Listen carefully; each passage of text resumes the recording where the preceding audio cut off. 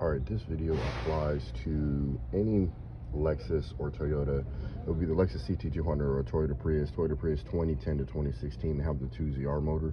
If by chance you ever do an engine swap and or you do some major work, or you just have to do anything to where you mess with the fuel injector wires up under here, if you ever put everything back together and you end up with a misfire and you can't figure out why, a lot of the times it will be inside this plug. What ends up happening is there's a piece of wire that attaches to the two little prongs that are attached to the connector. What ends up happening inside that insulation, the wire comes out, and when the wire comes out, fuel injection does not work. When fuel injection does not work, you end up with a misfire.